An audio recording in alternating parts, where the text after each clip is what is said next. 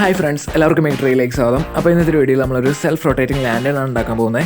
അപ്പോൾ ബാറ്ററി ഒന്നും ഇല്ലാണ്ട് പ്രവർത്തിക്കുന്ന ഈ ഒരു ലാൻഡേൺ എങ്ങനെ 2 പേപ്പർ കപ്സ് കൊണ്ട് സിമ്പിളായിട്ട് ഉണ്ടാക്കാമെന്ന് നമുക്ക് നോക്കാം. അപ്പോൾ ഗായ്സ്, ആദ്യം ഇതുപോലത്തെ ഒരു പേപ്പർ കപ്പ് എടുക്കുക. അതിനുശേഷം അതിൻ്റെ മേൽഭാഗം ഇതുപോലെ ഒരു 6 പീസസ് ആയിട്ട് ഡിവൈഡ് ചെയ്യുക.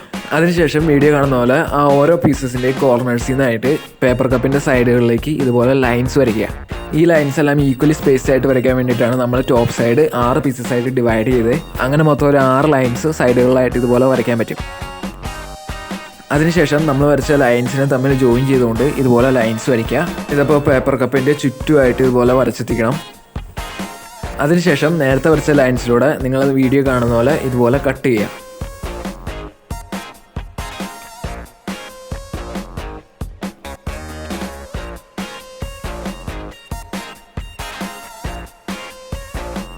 ഇനി കട്ട് ചെയ്ത ഭാഗം ജസ്റ്റ് ഇതുപോലെ ഒന്ന് ഓപ്പൺ ചെയ്ത് വയ്ക്കുക.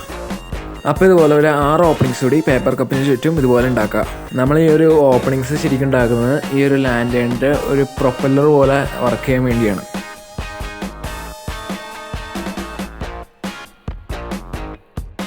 അപ്പോൾ നമ്മളങ്ങനെ 6 ഓപ്പണിങ്സ് ഉണ്ടാക്കി കഴിഞ്ഞു. അപ്പോൾ നമുക്കിനി തൽക്കാലം ഈ ഒരു പേപ്പർ കപ്പ് മാറ്റി വയ്ക്കാം. എന്നിട്ട് മറ്റൊരു പേപ്പർ കപ്പ് എടുക്കാം. ഈ ഒരു പേപ്പർ കപ്പിൻ്റെ ബാക്ക് സൈഡിൻ്റെ ഒരു ഭാഗം ഇതുപോലെ കട്ട് ചെയ്ത് മാറ്റുക. അതിനുശേഷം ഇതുപോലെ ഒരു കമ്പി എടുത്ത് വളച്ച് പേപ്പർ കപ്പിൽ ഫിറ്റ് ചെയ്യാം. മേളിലത്തെ കപ്പ് നല്ല സ്മൂത്തായിട്ട് കറങ്ങാൻ വേണ്ടി ഞാൻ ആ കമ്പിയുടെ ഏറ്റവും മേളിലായിട്ട് ഒരു പെൻസിൽ ടിപ്പ് ഫിറ്റ് ചെയ്ത് വെച്ചിട്ടുണ്ട്. ഇനി നമുക്ക് നേരത്തെ ഉണ്ടാക്കി വെച്ച ആ ഒരു കപ്പ് ഈ പെൻസിൽ ടിപ്പിൽ ഇതുപോലെ ബാലൻസ് ചെയ്ത് നിർത്താം. ഇനി താഴത്തെ കപ്പിൻ്റെ അകത്ത് ഞാനൊരു തിരി വെച്ചിട്ടുണ്ട്. ആ തിരി ജസ്റ്റ് ഒന്ന് കത്തിക്കുക. അതിനുശേഷം അല്പം വെയിറ്റ് ചെയ്ത് കഴിയുമ്പോൾ മേളിലത്തെ കപ്പ് പയ്യെ കറങ്ങി തുടങ്ങുന്നത് നിങ്ങൾക്ക് കാണാൻ കഴിയും.